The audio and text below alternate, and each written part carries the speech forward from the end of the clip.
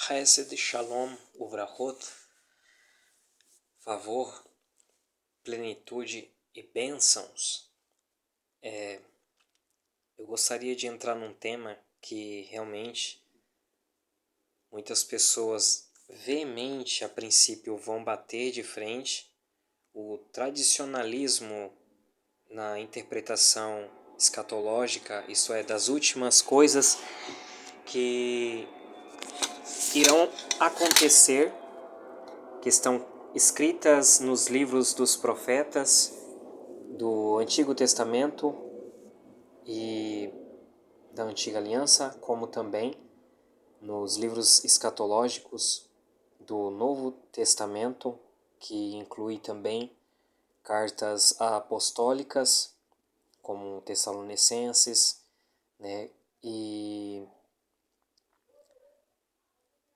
o livro de Visões, Revelações, que é o livro de Apocalipse, que falam sobre esses assuntos dos últimos dias que irão acontecer com toda certeza, porque a palavra de Deus não falha, porém não há uma necessidade da mão do homem para tentar fazer cumprir com as palavras de Deus, porque Deus ele tem o seu modo, a sua palavra é operante, totalmente eficaz naquilo que fala, produz o real efeito capaz de realizar, de cumprir com aquilo que ele mesmo diz. Então é uma palavra fidedigna, conforme está escrito em Isaías, que a palavra que sair da boca do Senhor, ela não voltará para ele vazia, mas irá e cumprirá conforme o seu intento, conforme aquilo que ele já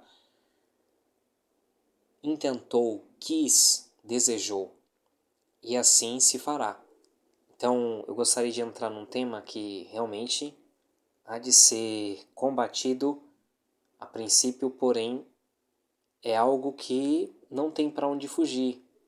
É algo bíblico, porque o que existe é interpretação segundo visões, e isto gera um tradicionalismo, isso é, de geração em geração, homens estudiosos, pastores e tudo mais vão cada vez mais defendendo aquilo que homens renomados, homens ditos estudiosos, doutores, mestres dentro das Sagradas Escrituras sempre vieram defendendo e apoiando, né? Porém, são coisas que na lupa, né, mais profunda das Escrituras, das letras sagradas, nós começamos a encontrar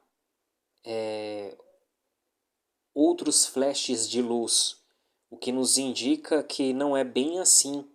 Por exemplo, há de se defender que existe o que é chamado de teologia dispensacionalista, ou seja, que Deus ele trata de uma forma com a humanidade ou determinados grupos à parte que ele elegeu para algum propósito, por exemplo, como o povo, né, hebreu, né, o povo israelita, o povo judeu, depois a igreja, ou até mesmo antes como um todo, né, a partir de Noé, ou seja, a humanidade, ou até mesmo os descendentes de Adão.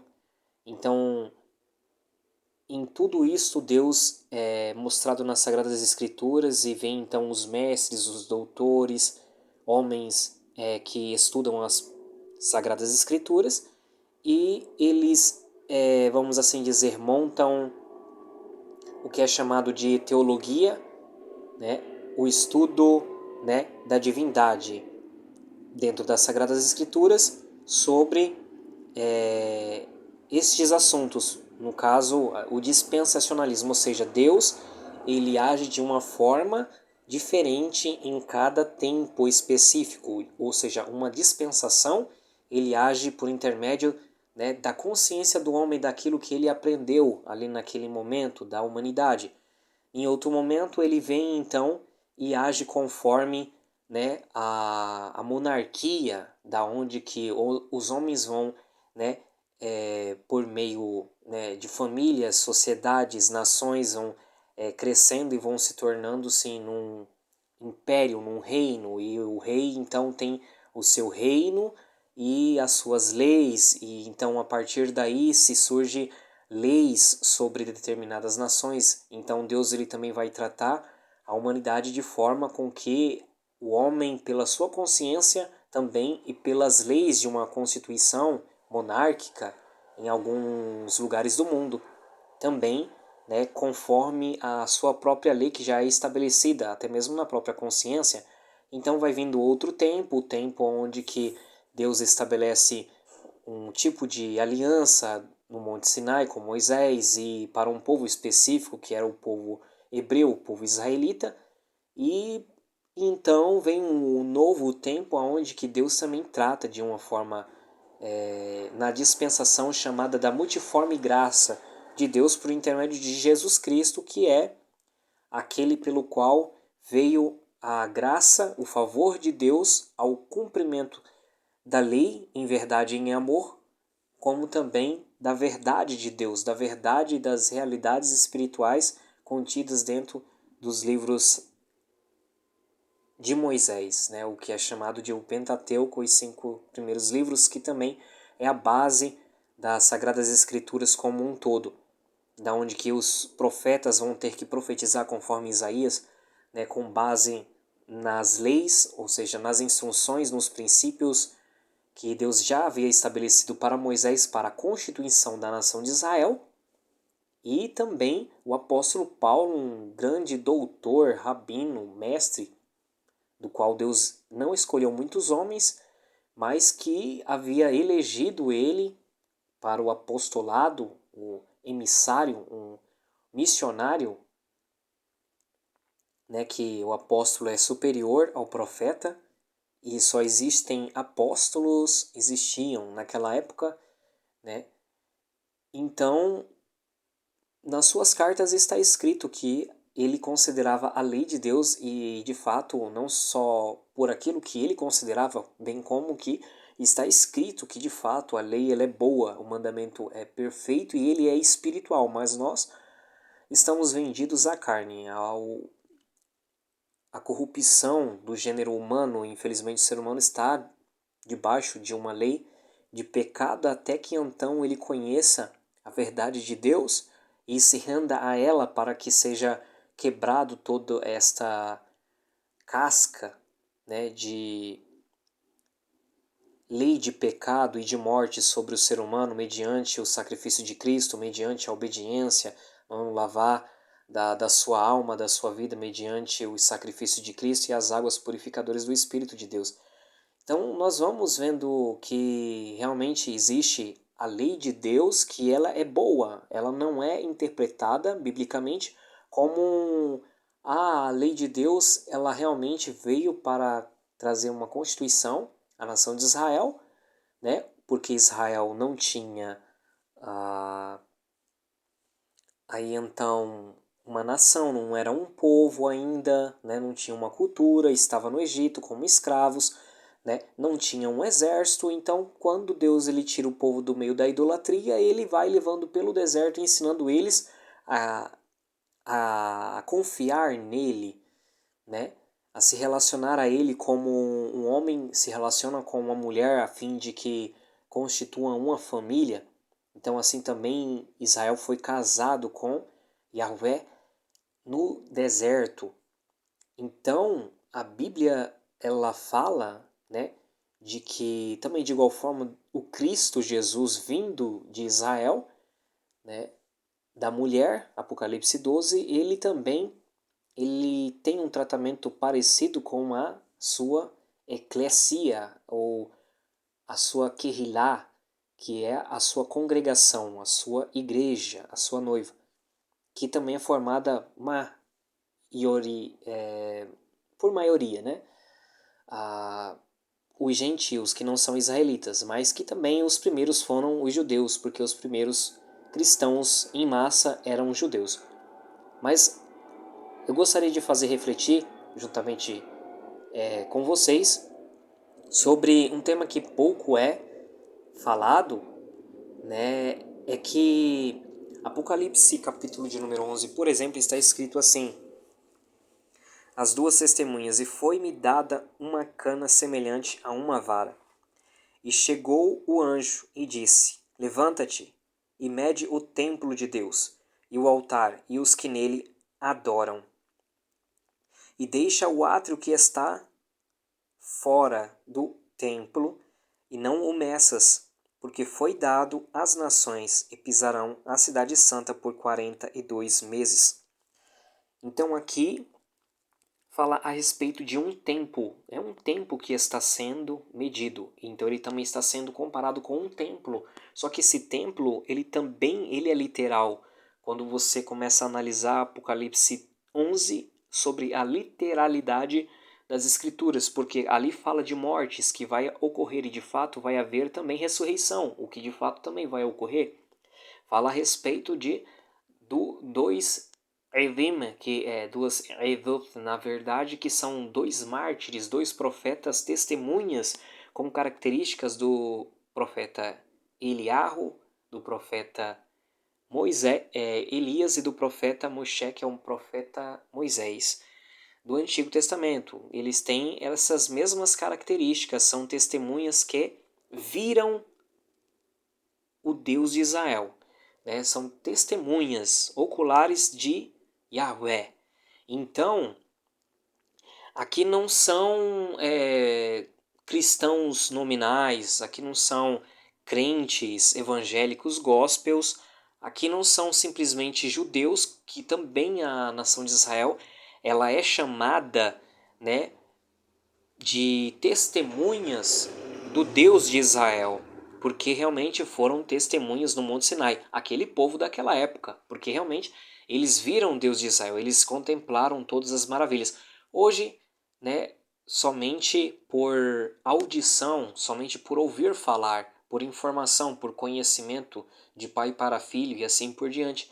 Mas realmente naquela época eles foram testemunhas. Mas aqui Deus está falando de realmente duas testemunhas diante do Deus que está no céu e que está na terra, o grande e poderoso Deus, Yud-Hei Vav-Hei, que é o Deus israelita de um nome impronunciável. Isso é um caráter que não tem como invocar esse caráter de forma nenhuma. O que ele possuía um nome pronunciável, porém o que a Bíblia ela fala de um nome que é Amevorash, que é um nome que não se pode pronunciar, é justamente um caráter que o ser humano não tem possibilidade alguma de conseguir invocar a Deus na totalidade de quem ele é impossível.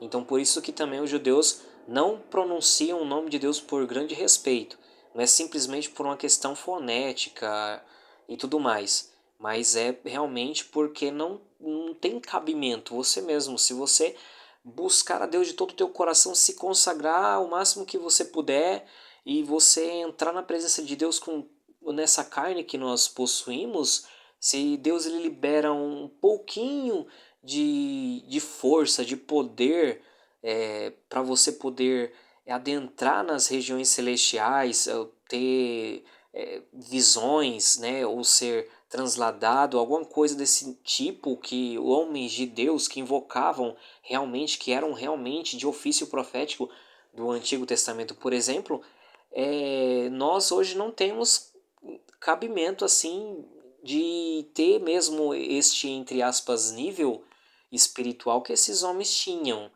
Né? Talvez existam sim pessoas com né, essa, vamos assim dizer, portabilidade, né, que consiga portar e suportar, né, um pouco dessa graça que ela é infinita, que é uma graça sem medida. Mas realmente é um nome que não se pode pronunciar, tanto que também no livro de Apocalipse está escrito: também revelarei o meu novo nome. Então não se fala de um nome que é pronunciável, ou seja, que é vocálico, que é audível. Não é bem nesse sentido que a Bíblia ela está querendo dizer. Está querendo dizer de quem realmente Deus é de fato, e nós não tem condições de invocá-lo ele como de fato ele é na sua total essência e na sua completitude, na sua total 100% nunca, isso somente na eternidade, né, aqueles que estiverem com o Senhor. Então a Bíblia ela está falando de duas reais testemunhas num tempo terrível sobre a face da terra, qual nunca houve e nunca haverá. Tamanha será o combate espiritual que vai ser, que Deus vai enviar o que é representado aqui por o profeta Elias e o profeta Moisés. Então são os dois profetas bíblicos com mais confiabilidade diante do povo de Israel, e que eles trouxeram uma revolução, um revolucionamento assim tremendo enquanto eles estavam aqui na face da terra. Então, realmente, né, são assim homens de, como dizem, de um calibre totalmente diferenciados para combater, né, o que é chamado de as bestas, as duas bestas que se manifestam no capítulo de número 13.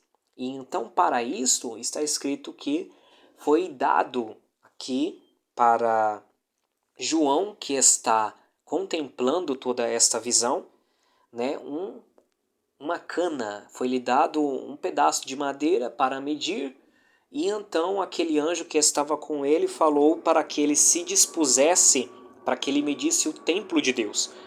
E também aqueles que estavam adorando, ou seja, que realmente existia um templo e que realmente havia adoração a Deus neste templo. Porém, existia uma parte que era a parte exterior, que era a parte que é o átrio exterior, é aonde que não o sacerdote ele passava por ele, o sumo sacerdote também passava por ele, mas o sumo sacerdote ele adentrava até mesmo, né, dentro do santo lugar e do santo dos santos, né, para fazer então o sacrifício anual no Yom HaKippur, ou Yom HaKippurim, né, que é chamado na lei de Moisés, nos livros que Deus havia dado entregue, a lei que é eterna, que nunca vai ser jamais revogada, estes sacrifícios. Porém, nós sabemos que hoje não existe o templo físico no monte do templo, da qual Deus havia dado sabedoria para Salomão, para que ele viesse realmente a construir, visto que quem havia tido a planta seria o seu pai David, pelo qual não pôde construir porque suas mãos estavam com sangue, né? Ele era um homem guerreiro. Mas a Bíblia ela então diz que aconteceu o cativeiro assírio em 721 a.C., né? E 10 tribos se perderam naquela época e nunca mais retornaram praticamente. Então, mais tarde, no século 7, né, em 606, e em 3 deportações babilônicas do Império Babilônico de Nabucodonosor, foram três momentos em que foi destruído a cidade, o povo foi levado cativo e também foi destruído o templo, né? Então aí nos anos de 606 a.C., no sétimo século a.C., nos anos 596 ou 97, e a outra data foi, se não me falha a memória, em 580, alguma coisa assim, 585, alguma coisa assim, 82, não me falha a memória, se não me falha a memória. Então, houve 3 deportações do Império Babilônico para que fosse, então, o povo levado cativo para a Babilônia, na época então que estava os descendentes de sacerdote Ezequiel, que vai ser profeta na Babilônia, o profeta bíblico Ezequiel, e também na sua época contemporânea também já estava também Jeremias, que profetiza ali também o seu futuro é ser levado pelos judeus para o Egito, e lá no Egito ele vai morrer. E outra também que Daniel e aqueles 3 jovens que nós conhecemos no livro de Daniel, que são ali Hananias, Azarias e Misael, né, que são aqueles 3 jovens que estavam juntamente com Daniel, o profeta, que foi levado jovem, né, e para a Babilônia e exerceu o seu ministério profético entre a nação da Babilônia, né? Então nós vemos que tudo isso que aconteceu com o povo, né, mais tarde vai ser reconstruído o templo porque havia sido destruído por Nabucodonosor, e nós sabemos, né, que vai vindo os livros ali de Esdras, vai vindo o livro de Neemias, a reconstrução da cidade, das praças de Jerusalém, do templo novamente, e vai vindo os profetas menores, né, e também vai vindo futuramente Zacarias e o último livro da Bíblia chamado também de Malaquias, que fala nos últimos capítulos a respeito de uma profecia do tempo do fim, que Deus ele vai antes do grande e terrível tempo, terrível dia do Senhor Jeová. Está escrito que o mundo vai passar por um avivamento familiar. Isto é muito nítido e notório no livro de Malaquias, no capítulo de número 5, a respeito daquilo que a lei de Moisés ela consegue, né, pelo poder do Espírito de Deus, mediante, graças a Deus, né, os méritos de Jesus Cristo, que é o homem de maior mérito existente entre todos os pais, antepassados e profetas do povo israelita.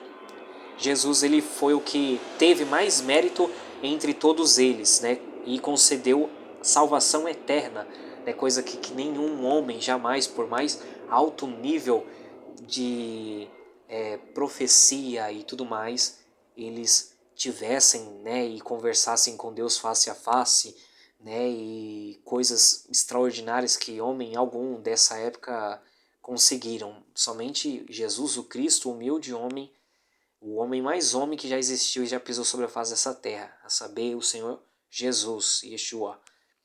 Ele conseguiu esse mérito tremendo de dar gratuitamente para quem quiser aquilo que muitas pessoas não se questionam, muitas pessoas não procuram, né? E é justamente isso também o que está escrito no livro de Isaías, né? Eu fui procurado por quem nem queria saber a respeito de mim, ou seja, Deus ele se revela para quem ele quiser conforme a humildade do coração das pessoas. Isso é uma coisa muito linda da parte de Deus. Deus ele não se agrada, né, da vaidade, da vanglória, da soberba, da prepotência, do orgulho próprio dos seres humanos, mas ele encontra ao humilde, ele agracia, ele quer agraciar, ele quer favorecer, ele faz isso e pronto, é o que ele gosta de fazer, né? Então, Deus ele favoreceu, né, a muitas nações sobre a face da terra mediante o mérito, as obras do seu filho e o maior sacrifício também do seu filho, e imputou justiça sobre todos os injustos. Então, Deus ele fez isso mediante justamente a justiça da própria prática da lei nele mesmo, ou seja, na sua própria carne, no seu próprio filho. Ele condenou as maldições da lei, as enfermidades da lei, as desobediências da lei, tudo aquilo que viria como praga, como flagelo, como maldições, como tudo aquilo que são juízos divinos mediante o descumprimento, a desobediência da lei, ele condenou em si mesmo, no seu próprio filho, a saber, a ira de Deus, a terrível ira esmagadora de Deus. A ira de Deus ela era tão grande sobre Jesus que se Jesus ele não entregasse o seu espírito para Deus, né, como que ele já via que, ó Senhor, né, eu sou carne, né, eu posso não mais suportar. Ele mesmo não queria passar por aquilo, mas você observa que Jesus ele chegou no momento em que, para cumprir com tudo aquilo que estava escrito no livro da lei, com respeito ao horário do sacrifício que tinha que ser feito pelo cordeiro, pelo sacerdote, né? O cordeiro que tinha que ser imolado às 9 horas da tarde e até às 3 horas da tarde, então finalizar. E se não fosse por causa disso, de tempos determinados e tudo como já havia descrito no livro da lei, Cristo ele estava pendurado até hoje no madeiro, sofrendo. Né? Por quê? Porque a ira de Deus ela é eterna. Então a ira de Deus ia continuar caindo e recaindo sobre ele. É por isso que existe um inferno eterno. E Cristo ele tomou praticamente a ira de Deus, a terrível ira de Deus sobre si, ao ponto de que no momento certo, na hora certa, às 3 horas da tarde, ele bradou e ele falou: está cumprido, tetelestai, está terminado, né? Eu cumpri a lei, ou seja, eu sou o cordeiro que tira o pecado do mundo, que na hora certa, no momento certo, como um profeta Moisés havia relatado no livro da lei. Então está consumado, porque senão ele não entregaria também o seu espírito e estaria sofrendo a ira de Deus até hoje. Por quê? Porque seria para a toda a humanidade, ou seja, cada pessoa ele estaria pagando, e ele pagou realmente por cada pessoa, né, que realmente entrega a sua vida a ele, reconhece ele como o seu salvador, que não tem condições, que é ele mesmo o único e suficiente salvador da sua vida, da sua alma, e que precisa de se render a ele de verdade e aceitá-lo com toda a humildade, com todo a credibilidade e confiança do seu coração e ser o seu escravo, o seu servo obediente, a fim de que se torne irmão por filiação mediante o Espírito que vai ser derramado sobre a sua vida. Então, a Bíblia ela fala de algo extraordinário a respeito de cumprimento de lei, por exemplo, nos mínimos detalhes na pessoa de Jesus, e que Jesus ele então favorece o mundo, as nações, as pessoas, as famílias da terra, como Deus havia prometido para Abraão, dizendo que por meio da sua semente será abençoado todas as famílias da terra, e Jesus é a semente de Abraão, do qual vai ter a mesma fé que Abraão teve, vamos assim dizer, é construído a partir de Jesus então um corpo, né? Assim como também foi construído em Abraão, né, um povo e nações. Então nós vemos que a partir de então, Apocalipse 11 está falando de um templo físico que está ali erigido e estão adorando. Porém, nós vemos que até então, quando o anjo chega para João e fala mede, dando a ele um cordel, uma cana, então quando ele começa então a medir o que está falando a respeito de tempo, conforme está escrito aqui no versículo de número 3 e 2 e 3 do capítulo 11, falando que as nações, os gentios, estarão pisando nesse átrio exterior, né, que não chega à entrada do sacerdote, né, que é o lugar santo dos santos, ou seja, eles não podem entrar no lugar santo dos santos, porque eles não são levitas, eles não são sacerdotes, mas eles foram dado o privilégio de poder adorar ao Deus de Israel dentro do templo, na parte exterior, e eles são gentios, é algo incrível, porque isto parece que, biblicamente, estava se referindo antigamente somente ao povo de Israel, só que aqui está escrito que, de fato, vai haver uma aliança, vai haver algo nos últimos tempos aonde que os gentios se aproximarão das raízes israelitas, os gentios eles estarão então unidos de alguma forma em um culto a Deus, porque está escrito que aquele átrio exterior foi dado por 42 meses, só que tem um porém nesta aliança que está sendo feita, onde que Deus e os gentios estão incluídos ali também, naquele templo que realmente está naquele lugar, que é o seu devido lugar, que ele vai ser construído ali, no Monte Moriá, está escrito que também Deus ele vai dar as suas duas testemunhas, ou seja, aqueles que lhe assistem diante da sua presença, aqueles que viram a Deus. Né? As testemunhas de Deus são aqueles que viram, que são testemunhas oculares de Deus, né? Igual as testemunhas de Jesus Cristo, vamos assim dizer. É quem viu Jesus Cristo, quem andou com ele, quem estava como que diante dele, são testemunhas dele. Né? Não tem como você falar que é uma testemunha de Jesus Cristo se você não o viu, se você não o conheceu.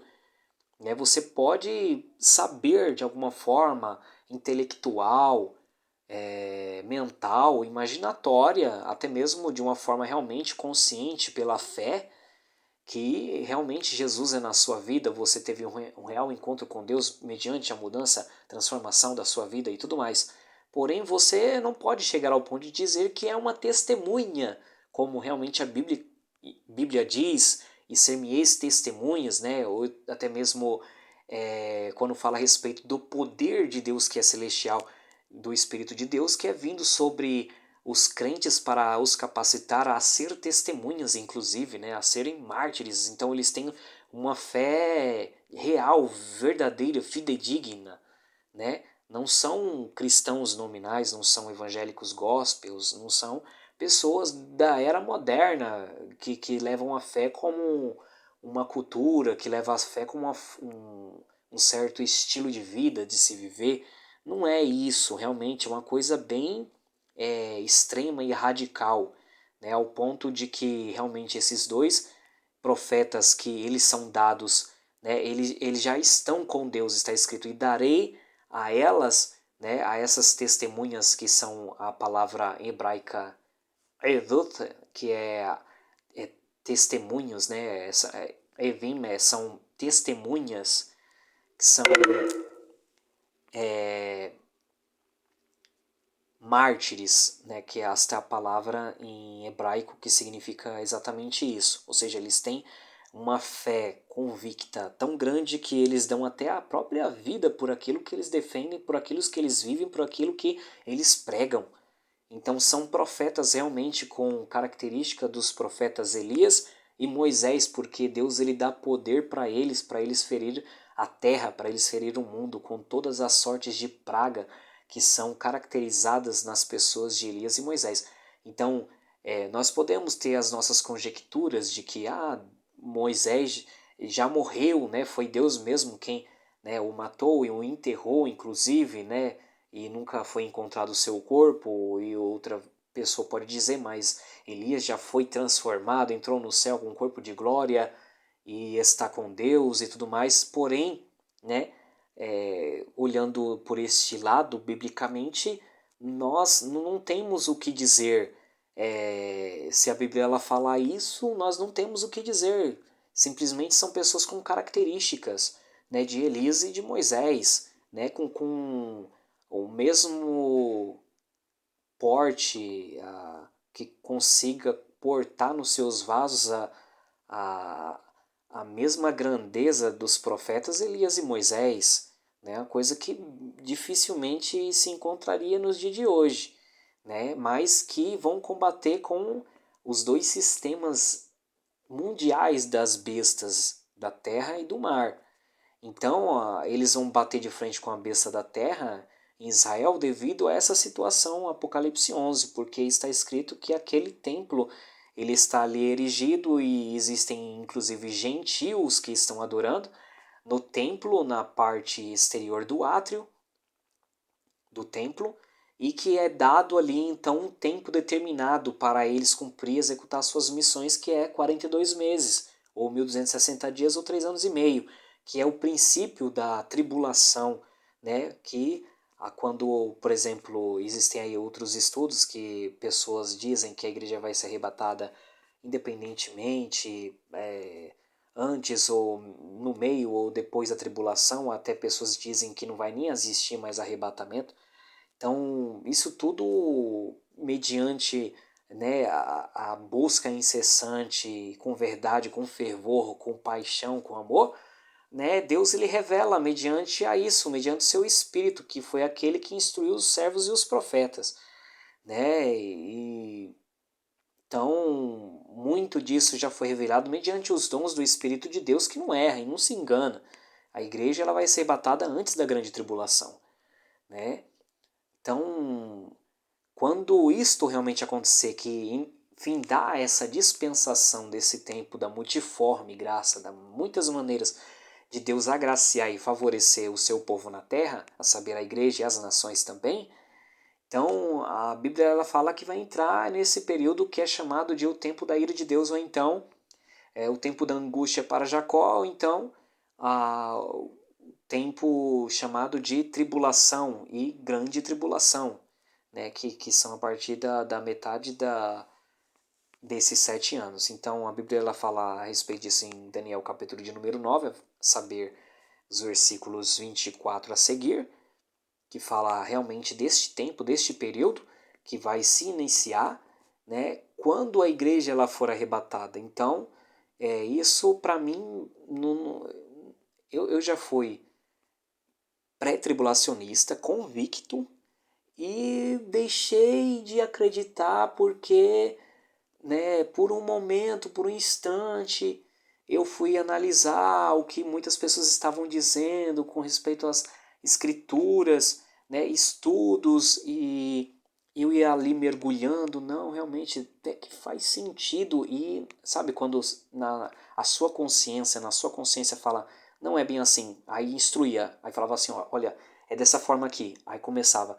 E eu não julgo errônea a minha consciência, porque o que vem na minha consciência, a princípio eu tenho experiências, muitas experiências de coisas que realmente eu já errei na minha vida simplesmente porque eu não dei ouvido à minha própria consciência.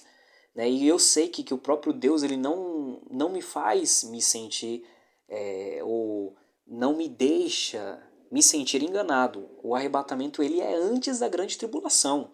Para mim é um herético, possivelmente essa pessoa já até ter blasfemado contra o Espírito Santo. Uma pessoa que fala que o arrebatamento é após a tribulação. Eu bato o martelo, eu morro por isso, inclusive.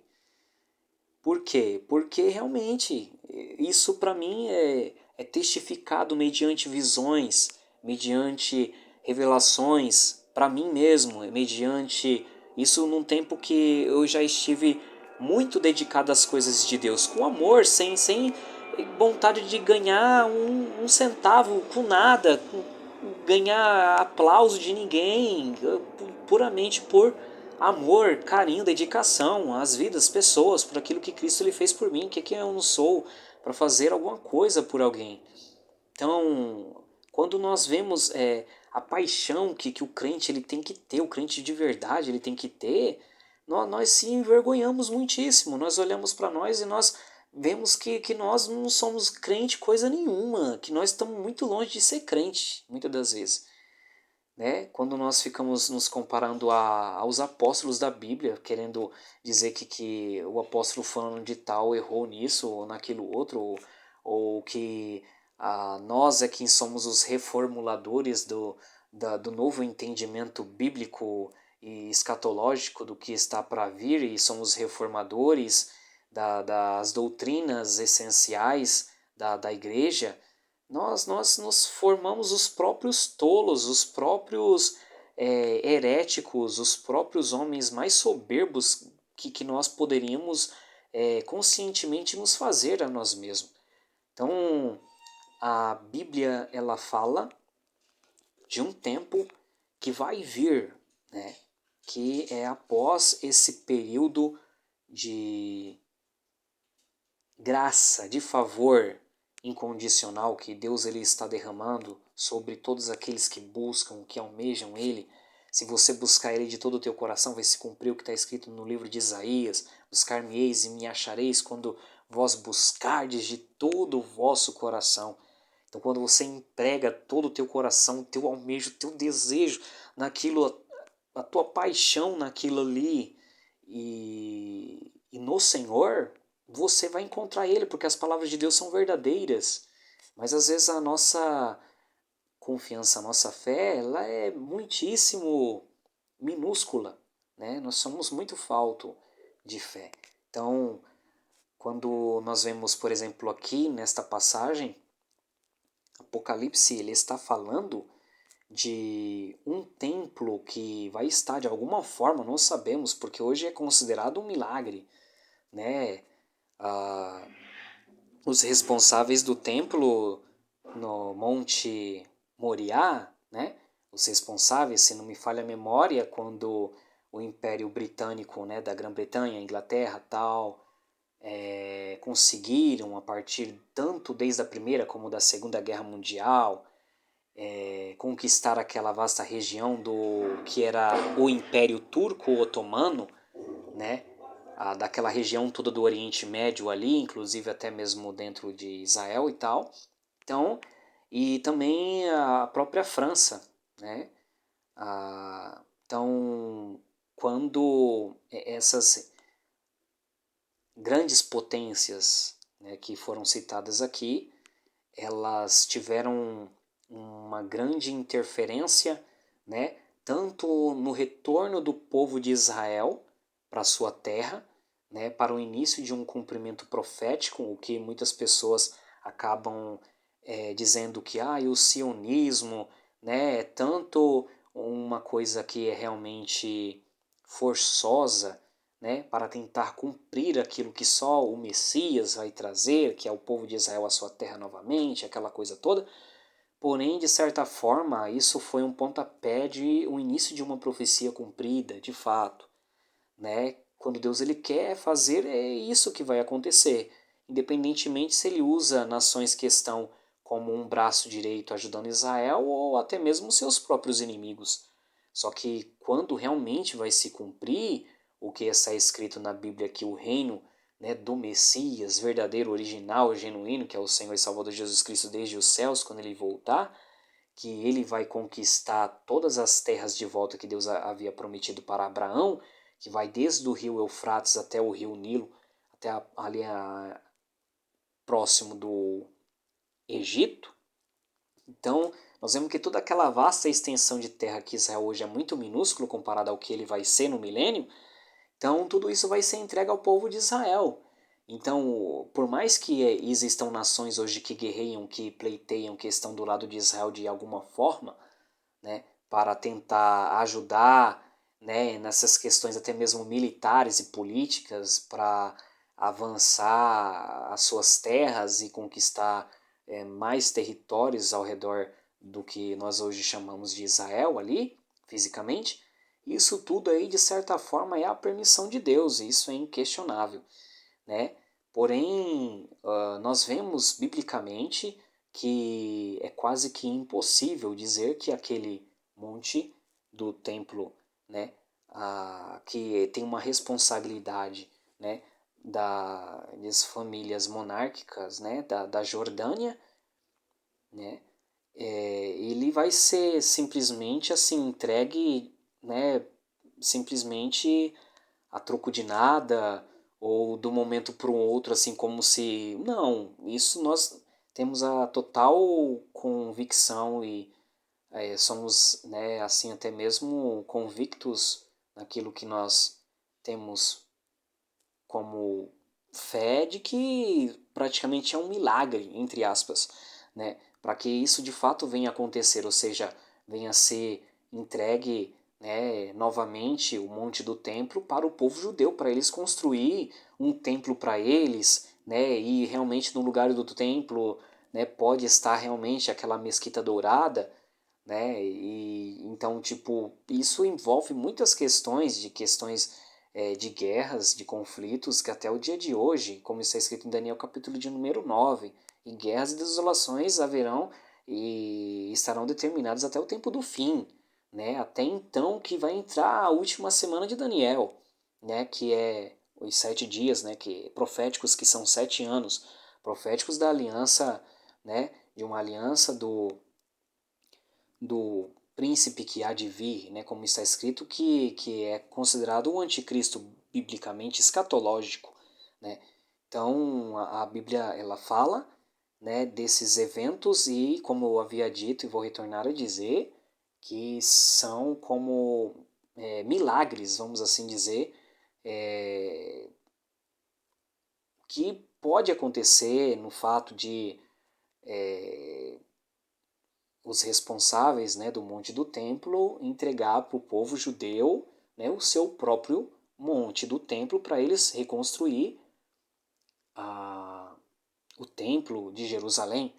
E quando nós vamos ver dentro das Sagradas Escrituras, hoje tradicionalmente, o que é dito por pastores, por homens inclusive renomados dentro da teologia cristã evangélica gospel, de que não, porque o templo ele não pode ser reconstruído em Jerusalém de forma alguma, porque quem assinará o acordo de paz vai ser o anticristo, porque a igreja tem que estar fora disso em todo o tempo enquanto estiver aqui até o arrebatamento, porque realmente, né, o templo ele vai tentar, com todos os sacrifícios e que estão descritos no livro da lei, tentar renegar tudo aquilo que Cristo já fez um dia. Então é uma afronta para a nossa fé e vai entrar em tudo quanto é questões, né, como se realmente isso fosse uma verdade. E isto, biblicamente, não é uma verdade.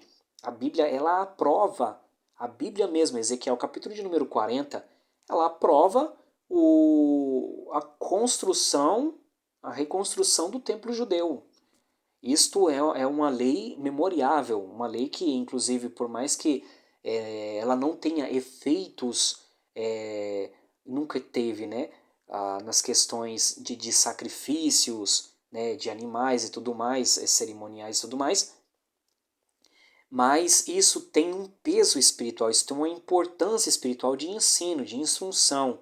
Isso reflete, isto mostra, né, a luz da verdade por detrás da sombra daquilo que representa, que é a instrução da lei da verdade de Deus por intermédio de Moisés nos seus inscritos, né, nos seus escritos, né, todos os 613 princípios, preceitos, mandamentos, né, leis, ordenanças, preceitos e tudo mais, que estão contidos no livro da lei, que são os 5 primeiros livros da Bíblia Sagrada.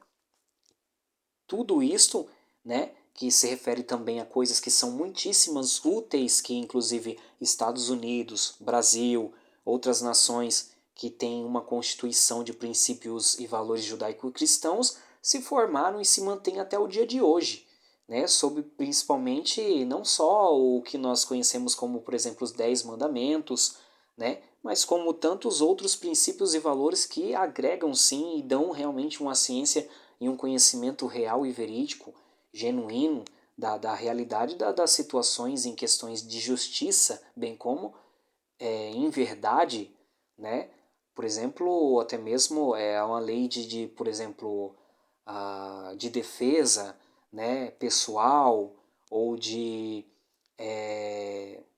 como se deve pagar, né, o senhor pagando os seus servos, ou em questão de indenização, ou em questão de plantação de frutos, alimentos e tudo mais, como é que deve ser realmente plantado em terra, né, para não se emaranhar as raízes daqueles grãos, alimentos e tudo mais. Tudo isso está contido dentro das Sagradas Escrituras, na lei de Moisés, que Deus deu para fazer a nação de Israel, para constituir, e que Deus um dia vai vir por intermédio de Jesus Cristo e vai estabelecer esta lei de verdade na terra, né?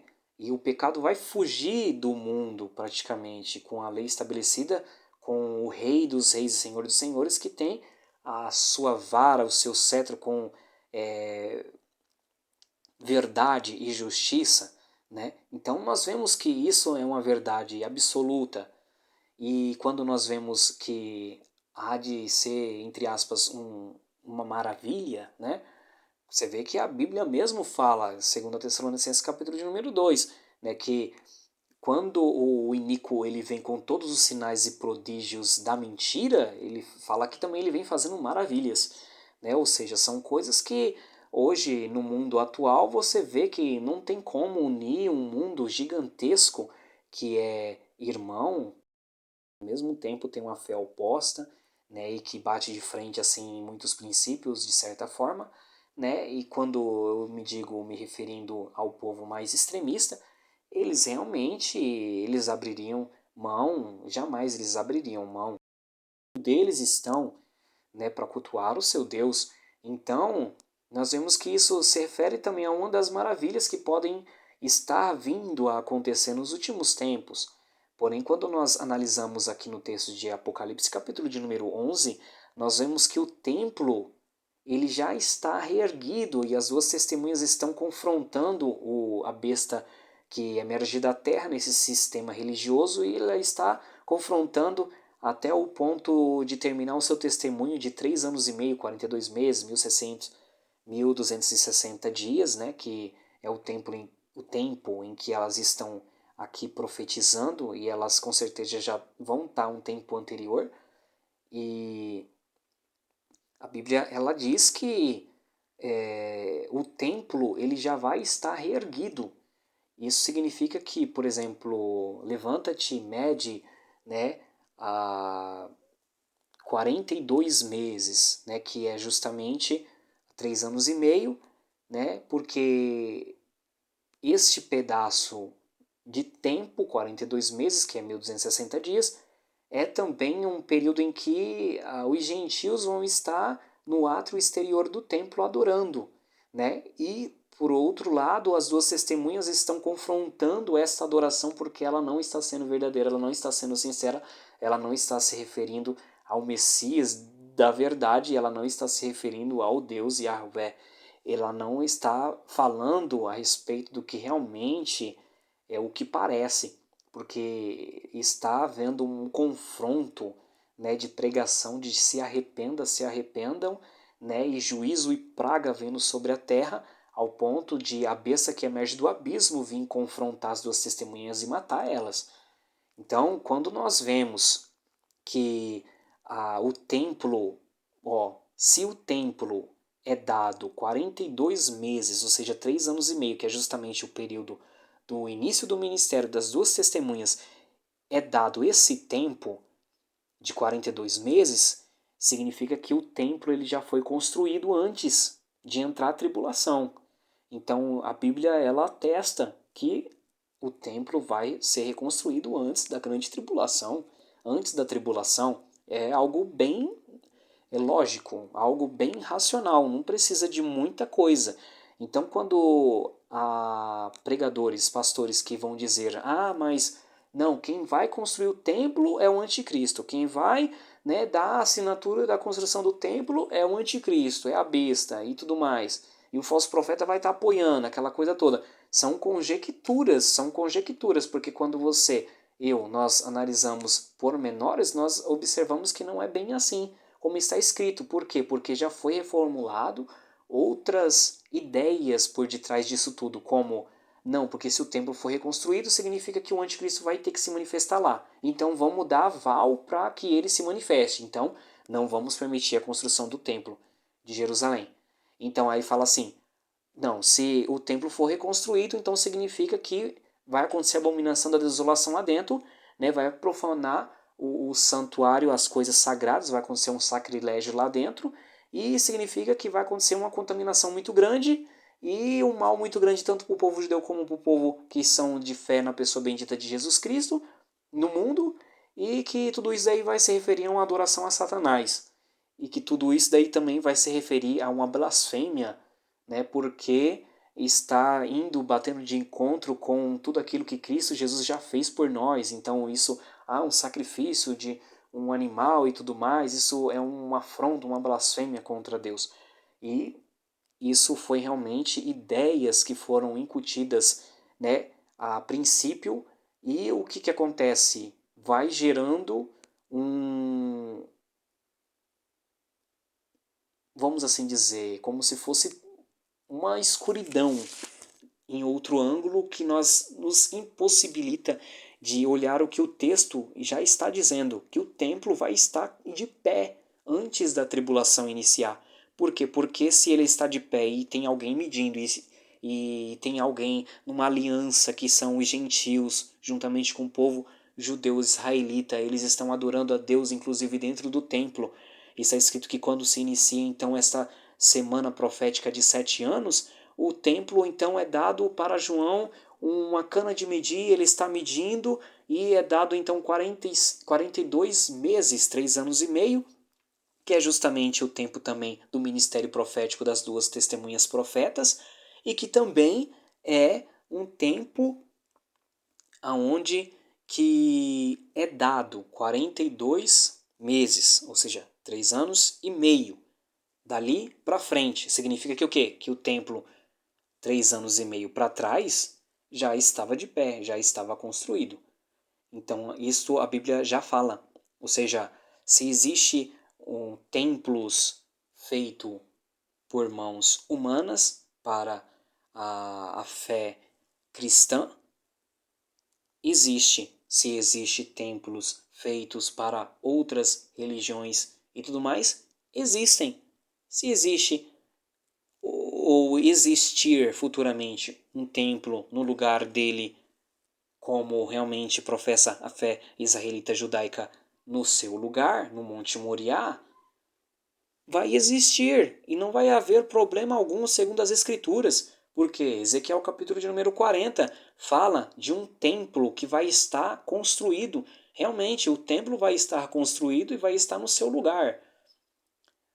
E a Bíblia fala, Ezequiel do 40 até o final, todos os capítulos, se não me falha a memória, até o capítulo 40 e alguma coisa, 46, por aí se vai, a Bíblia fala de todos os exercícios que o príncipe, os sacerdotes vão estar fazendo na era messiânica, ou seja, quando Jesus, depois de tudo que ele vier à terra combater os impérios da besta, dos falsos profetas, de tudo, que terminar o julgamento deles e tudo mais e iniciar o reino dele de 1000 anos aqui na Terra, o templo vai estar lá. O templo, esse mesmo templo. Só não sabemos se realmente vai ser o mesmo templo que o anticristo vai profanar. Só que o templo vai estar lá de qualquer forma e vai existir ofício sacerdotal, ou seja, vai voltar sacrifícios, vai voltar porque é o que está escrito no livro de Ezequiel, no capítulo de número 40 a seguir. Ou seja, isso não anula o que Cristo fez, o sacrifício eterno para a remissão da alma, né, de todo aquele que nele crê. Então isso está falando de uma veracidade bíblica. Por quê? Porque realmente muitos dos judeus, inclusive, por exemplo, judeus ultra-ortodoxos, ortodoxos, né, crianças daquela época, jovens, adolescentes que entraram na tribulação pelo mundo afora, por exemplo, que não tem muitas vezes conhecimento, até mesmo não tem nem internet, nem usam internet, muitas vezes pela ortodoxia, pela religião deles, eles nem televisão eles assistem, nada. Eles vivem focado a uma vida de obediência, de prática e de estudo da Bíblia. Eles vivem assim. Então, muitas dessas pessoas, eles não vão ter o conhecimento nem inclusive da pessoa de Jesus, de quem foi Jesus, porque também é ocultado por o povo de Israel a saber quem é ou quem foi realmente a pessoa de Jesus segundo o Novo Testamento, porque eles têm uma visão, muitas visões distorcidas, diferentes, de vários ângulos, de várias formas, com respeito à pessoa de Jesus. Então, para eles, inclusive, é até mesmo deixado de canto querer saber quem foi Jesus, entendeu? Por causa de tudo que já aconteceu na história. Então, quando nós vemos que as crianças, adolescentes e jovens, por exemplo, ou até mesmo homens que já vivem já numa fase adulta, né, e mulheres também, com certeza, incluindo, dessa época que não vão ter todo esse conhecimento, a Bíblia ela nos dá a entender que eles vão precisar de ver na prática o que vai estar ocorrendo dentro do templo. Ou seja, de todo o procedimento realmente existiu Moisés naquela época, né? Ele foi um homem usado por Deus para trazer a constituição do nosso povo de Israel. Moisés, ele levantou os sacerdotes, né? Deus levantou por intermédio de Moisés, né, a casa do seu irmão Arão, né, sumo sacerdote, os seus filhos Eliezer, tal. Então, a sua linhagem, a sua família a seguir, né, como família sacerdotal de Levi, e os reis de Israel, né, que em determinado momento do ano eles têm que ler a lei, o Pentateuco para o povo todo. Então, tudo isso bem organizado, os profetas que vão sendo ungidos mediante, os juízes de Israel que vão sendo capacitados mediante os ofícios de profetas e tudo mais, ou seja, tudo é bem organizado. Então, quando você vê que a lei ela trouxe toda essa organização para manter a Israel na linha, né, isso também, de certa forma, isso vai acontecer de forma maior no mundo, né, na época do reino messiânico de Jesus aqui na Terra. Então, nós vemos que os judeus que não viram o sacrifício de Jesus, os judeus que não viram o que aconteceu, né, só ouviram falar da época de Moisés, né, do que aconteceu ali, né, de como é que Deus instruía Moisés para dizer, olha, o sacerdote ele deve pegar, né, o cordeiro daquela família tal e levar para dentro, né, do átrio exterior, ele deve lavar as suas mãos, ele deve entrar adentro do átrio exterior e passar, né, e todo o procedimento que ele deveria fazer para adentrar ali com o animal, imolar ele, né, entrar no Santo dos Santos, né, e no santo lugar, e depois no Santo dos Santos o sumo sacerdote e tal. Então todo o procedimento eles tinham que ter esse conhecimento não somente de forma teórica, mas vendo tudo isso para ver tudo aquilo que realmente havia de se cumprir e se cumpriu na pessoa de Jesus Cristo. É isso que os profetas do Antigo Testamento, como por exemplo Ezequiel, como por exemplo Zacarias, que já fala também, né, que depois da guerra do Armagedon, né, lá no Monte Har Megidon, no Vale de Israel, aquelas batalhas que vão acontecer ali e tal, e que Cristo, o Senhor grande, poderoso, eterno, vai descer com seus pés pisados sobre o Monte das Oliveiras, e ele vai acontecer um terremoto, vai se fender o monte para dois lados, vai abrir um caminho no meio do monte, o povo de Israel, muitos deles vão vir de frente para Cristo fugindo dos exércitos do anticristo, né? E nesse mesmo instante, no templo de Jerusalém, talvez por causa desse terremoto, né, águas debaixo do templo vão sair, muitas águas que vão naquele exato momento tornar as águas do Mar Morto em águas potáveis, aleluia, águas potáveis e águas vivas, que vai ser ali grande, né, a transformação de Deus naquele lugar. E então a Bíblia ela fala realmente, né, de todas essas maravilhas, de todos esses sinais que vão estar acontecendo quando Cristo ele realmente descer, conforme está escrito no livro de Zacarias, no capítulo de número ali, se não me falha a memória, do 12 a seguir, se não me engano, mais especificamente o 14. Quando então está escrito que todas as nações da terra que não vier com os seus representantes no reino de Cristo, milenial, que Cristo vai reinar na terra por 1000 anos, mas o reino dele vai permanecer eternamente. É só 1000 anos para que haja um reinado físico aqui na terra, porque depois de 1000 anos vai ser um reino eterno, ou seja, vai passar do que é físico para o metafísico, o espiritual. Então vai tudo se deixar de fazer, desfazer tudo o que existe na matéria para entrar no juízo final, ou seja, num reino eterno após o juízo final. Então, a Bíblia ela diz que após tudo isso, né, que vai acontecer, está escrito que no reino de Cristo, né, nesses 1000 anos que Cristo vai estar reinando na terra, com os seus súditos, com os seus reis, né, que vai ser os crentes, os cristãos, né, homens e mulheres, apóstolos e outros mais que vão ter domínio sobre regiões na terra, como, entre aspas, né, políticos, né, vai ser uns governadores, vai ser príncipes, vai ser reis, né, de 5, de 10 cidades, de uma nação toda. Então vai ser tudo administrado pelo próprio Cristo, que vai ser o Rei dos Reis e Senhor dos Senhores na terra.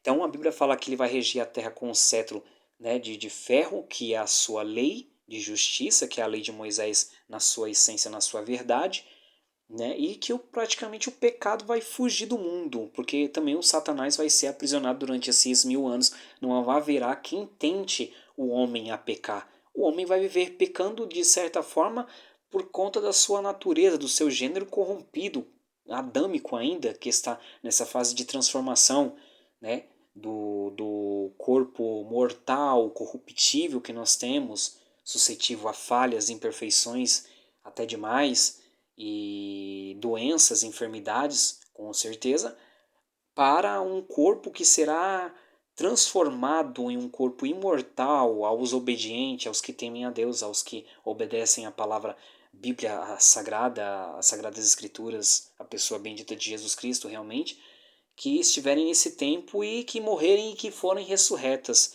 né, no último dia, na ressurreição dos mortos. Então a Bíblia ela fala que neste período, também em Zacarias, no capítulo de número 14, né, as nações que não levarem os seus representantes para ir adorar a Deus na festa de tabernáculos, né, que são as festas de cabanas, né, Sukkot, que quem não enviar os seus representantes, Deus vai ferir as nações com pragas. E a praga que Deus vai ferir, aí é descrito lá, né? Que são umas pragas terríveis, né? Ou seja, todo mundo, praticamente das nações, vai ter que ter os seus ministros, embaixadores, os seus representantes, para estarem em Jerusalém cultuando, adorando a Deus e ao Senhor Jesus que estará na terra, né? Como o Rei dos Reis na terra, no mundo, né? Com o seu reino de justiça a partir de Jerusalém, e que enviarão também os seus ministros para lá para representarem as suas respectivas nações. E a Bíblia fala que também estará, né, nas campainhas dos cavalos, bem como também as bacias, né, de ouro, né, e estará escrito santidade ao Senhor, né, ah, ou seja, haverá então sacrifícios que estarão acontecendo, né? As pessoas pensam que o sacrifício é só uma coisa religiosa, que é uma coisa que é para tirar pecado, e não é isso que a Bíblia fala. Existem diversos tipos de sacrifício para determinados propósitos específicos, né? Existe o sacrifício pacífico, o sacrifício de oferta, né, de manjares, existe o sacrifício para culpa, expiação de pecado, sim, né, representativo, porque o que realmente tira o pecado é o Cordeiro real, legítimo de Deus, que é o Cristo Jesus, que já veio, né, e que ele é representado naqueles cordeiros, mas a finalidade deles é que realmente haveria de ter sacrifícios, né, e que representasse então aquele que realmente alimenta a nossa vida, que realmente nos sustenta, que nos mantém de pé, que deve estar na nossa mesa, vamos assim dizer, sempre. Nós temos que fazer recordação dele, que ele é o alimento da nossa vida. Então, tudo isso está representativo na pessoa de Jesus Cristo, porque tudo que fala a respeito da lei está falando a respeito da pessoa de Jesus Cristo, que é a própria lei encarnada. Então, o Cordeiro também fala a respeito dele, o sacrifício também fala a respeito dele. Porém, esses sacrifícios eles vão retornar para justamente fazer o papel de representação dele novamente. Por quê? Porque esses judeus, esses israelitas, esse povo da tribulação, que vai ver um tempo tão terrível que vai tentar eliminar a Bíblia da terra, vai tentar eliminar a verdade da terra, vai tentar desfazer da história de Jesus, vai tentar. Então, tudo que é a verdade vai ser lançada por terra e vai prevalecer. Está escrito nesse tempo que vai vir sobre a face da terra, um tempo de trevas terrível sobre a face da terra, sem luz no mundo. Então, essas duas testemunhas é as únicas que vão ter luz de Deus para bater de frente com o império da besta do anticristo, do falso profeta no mundo, né? E através delas que vai acontecer um grande avivamento. É através delas que os 144 mil israelitas do mundo, ministerialmente, porque não somente são números de pessoas que vão ser salvas, mas que são de ministério, ou seja, é como se fossem os 144 mil apóstolos de Cristo, né, comparado aos 12 apóstolos. Imagine-se com 12, né, foi aquele avivamento tremendo no mundo, imagine 144 mil, né? Então você vai ver então que a partir da morte das duas testemunhas, né, na metade dos 7 anos de tribulação, que vai ter esse avivamento astronômico no mundo, né, por meio dos israelitas descobertos, porque eles não foram ainda descobertos, mas Deus ele sabe quem eles são, né, que são de ministérios, porém vai existir muito mais gente, multidões e multidões e multidões de pessoas que vão ser salvas, mas não da forma como hoje está sendo salvo, ou seja, mediante a multiforme graça, favor divino. Hoje você tem uma igreja, um ministério em todo lugar da rua que você for, você atravessa, tem o outro, né? Você tem a internet, você ouve a palavra, você tem bíblias em casa, você liga para alguém e conversa naturalmente, normalmente com outra pessoa a respeito das coisas espirituais, da fé de Jesus, da fé em Deus, das coisas do Senhor, naturalmente, mas na tribulação já não vai ser assim. Então, tipo, você praticamente vai perder toda a essência da palavra, né? Ou seja, você vai ter que viver como ou você vai ter que viver, né, negando, né, a pessoa de Jesus Cristo, porque o sistema ele vai se fechando de todos os sentidos contra a sua existência na Terra, ou você então vai negar todo esse sistema e praticamente você vai morrendo de fome, você vai sendo perseguido, vai sendo preso, vai sendo torturado, vai morrer em algum desses lugares. Infelizmente, é o que a Bíblia ela está dizendo praticamente. Isso pode até dizerem, mas isso não vai chegar na nossa nação, isso não vai chegar nas nações ocidentais e que seja.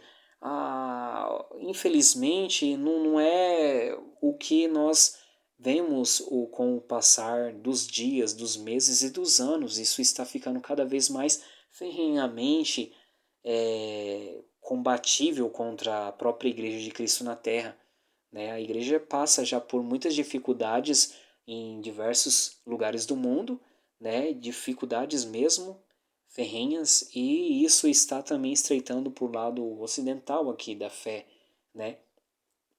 De princípios e valores judaico-cristãos aqui do lado ocidental do mundo. Então, independentemente, é até difícil dizer que o Brasil vai ser uma resistência, né? Os Estados Unidos, Canadá, os países da Europa, não. Você vê que muitos desses países já têm uma fé anticristã.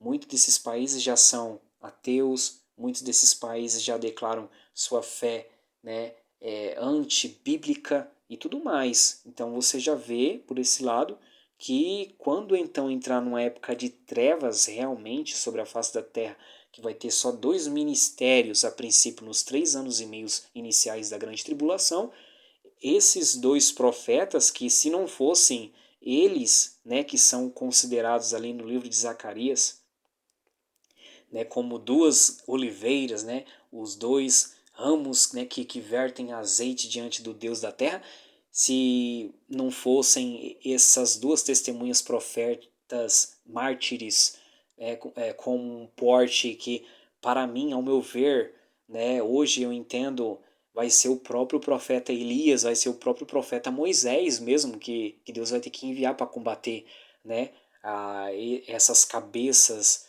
né, dessas bestas, esse sistema mundial que vai se levantar, né? A Bíblia, por exemplo, ela fala de uma das cabeças que é ferida de morte, uma das, e está se referindo ao império, por exemplo, antigo da Assíria, da antiga Assíria, por exemplo. Então você vê isso no livro de Naum, por exemplo, né? Isso é muito claro, nítido. Então você vê que aquele império, a forma como ele agia, se ele é uma das cabeças que se reergue e a partir de então toda a besta, né, toma um poder tremendo na terra e é dito ao mundo, né, quem é que pode pelejar contra ela. Imagine então, né, ou seja, a besta ela não é só um tipo de sistema religioso que impera, né, e persegue o judeu, o cristão, o da fé do Deus de Abraão. Não, é um sistema muito maior, de 7 cabeças, de 10 chifres, de 10 diademas, né? Que tem um corpo de leopardo, né? Que tem um sistema muito parecido com um sistema de cultura, de ideologia, de estratégia militar greco-romana, de ideologia greco-romana, e por aí se vai. Então é algo muito profundo. né, que vai estar no mundo inteiro praticamente. Então, numa época de trevas, não pode ser considerado hoje numa época onde que vivemos numa nação, por exemplo, de famílias tradicionais, de homem, mulher, crianças, advindo, né, desta família, deste ato de um casal, né, homem e uma mulher, né, e uma família, uma célula máter no meio da sociedade, né, que é uma família bem estruturada de princípios, de uma boa moralidade e por aí se vai. Nós temos ainda isso no mundo, graças a Deus, mas numa época onde que realmente tudo vai ser trevas, tudo vai ser falta de entendimento, de consciência com a verdade de Deus, as atitudes dos homens vai ser de iniquidade sobre a face da terra, ou seja, sem lei, as pessoas fazem o que quer, sem consequência, né? Ou seja, vão aprovar a iniquidade sobre a face da terra, não vai ter uma lei justa no mundo. Imagine o terror, o desespero, né, de alguém que tem ainda um pouco de luz na sua vida, que sabe muito bem o que está fazendo, né, que tem amor ao seu semelhante, né, e tudo mais, e você não vai poder fazer nada, né, mediante todas as atrocidades que vão estar acontecendo sobre a face da terra, a adoração escancarada a Satanás, o satanismo, o bruxismo que seja, tudo escancarado, tudo para todo mundo, né, como isso daqui, né, é uma coisa comum, isso aqui é uma fé que deve ser respeitada também, por aí se vai, deve ser inclusive aceita. Então tudo isso, né, num mundo de trevas totalmente, aonde que aí está as duas profetas testemunhas, né? Não é profetisas, tá? É profetas, testemunhas, mártires que vão estar ferrenhamente pelejando contra o mundo, porque o mundo vai aceitar essa iniquidade, porque o mundo não vai se arrepender, né? Como deveria se arrepender durante todo esse tempo de peleja, vão lutar contra dois ungidos na terra, né? Até o ponto que quando eles morrem, aí acontece arrependimento, né? O que é algo bem parecido, porque quando também, entre aspas, na morte de Elias, quando nós vemos biblicamente, Elias está no monte e Jezabel manda matar Elias e ele foge, né? Então, quando a Bíblia fala que Elias, o que fazes, né? Por que estás escondido? Deus começa a conversar com Elias e ele começa então a dizer: olha, porque eu estou sozinho né, e não tem ninguém comigo? E Deus já fala: não, tem 7.000 que não se dobraram perante Baal.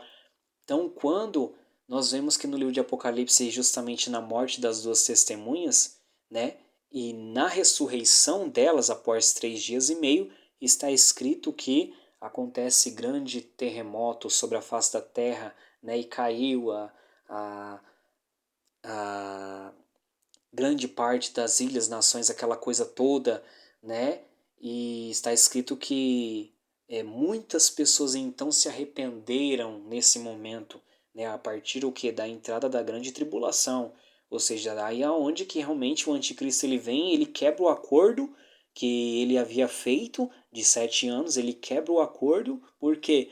Porque as duas testemunhas foram lá e, né, e foram mortas, né? Porque combatia contra o sistema do governo e da adoração falsa ao Deus que não era o Deus de Israel, né? Inclusive os gentios estavam incluídos nessas alianças, como está escrito aqui no livro de Apocalipse, né? Que nós podemos ler aqui no capítulo de número 11, né? Que os gentios estão ali também. Então nós vemos tudo isso e nós vemos que a partir então deste, né, ponto inicial, né, de dois profetas testemunhas mártires, que a partir desse momento de ressurreição deles, que acontece grande arrependimento no mundo e 7.000 almas também, como na época de Elias, mas 7.000 pessoas morrem também. É algo bem parecido e similar assim como os fatos que já aconteceram no passado. Porém, aqui realmente foram pessoas que morrem, né? 7.000. E a partir de então acontece um avivamento no mundo mediante o ministério dos 144.000, que ao ver de muitos, eles vão prosseguir, né, que existem praticamente dois grupos de 144.000, não se sabe ao certo, devido à visão do capítulo de número 7, visão do capítulo de número 14, e que dá a entender é que eles vão prosseguir com o ministério deles até o reino milenial. Por isso que está escrito em Mateus 24 que este evangelho do reino será pregado em testemunha a todas as nações, ou seja, é um evangelho do reino, não é o evangelho da graça. Então ele vai ser pregado realmente o evangelho do reino a todas as nações, em testemunhas a todas as pessoas. Então virá o fim, aí realmente vai vir o fim. O fim não é o que vai acontecer o arrebatamento, ou o anticristo vai se manifestar e vai entrar a tribulação, grande tribulação. Não, é realmente o fim, ou seja, realmente depois Satanás vai ser libertado, né? Vai enganar as nações, vão vir contra Jerusalém de novo e Deus vai julgar, né, com fogo e entrar no juízo final. Vai ser desfeito os céus e a terra pelo poder da sua presença, onde que o seu trono, o universo vai se desfazer quando ele entrar realmente na sua essência diante do universo. Os céus e a terra não vão encontrar lugar para eles. Os mortos vão se refazer de todos os lugares de onde para onde que foram, do além, do mar, do inferno, do Hades, de tudo quanto é lugar. Eles vão se refazer em grande poder da ressurreição de Deus, né? Em todas as suas moléculas vão retornar em seus corpos físicos para enfrentar o juízo do trono branco, né? Diante de Deus, para entrar o estado eterno, que é o que é chamado de a eternidade que vem. Então, a Bíblia está falando que realmente estas coisas elas vão acontecer, né? Então você observa que aqui no livro de Apocalipse, capítulo de número 11, está dizendo que o templo ele é construído antes da entrada da tribulação escatológica bíblica. Apocalipse, capítulo de número 11. Deus abençoe e que faça refletir sobre tudo isso que está escrito, que não tem para onde ninguém correr, porque é o que está realmente escrito. Deus abençoe, fiquem com Deus, até mais.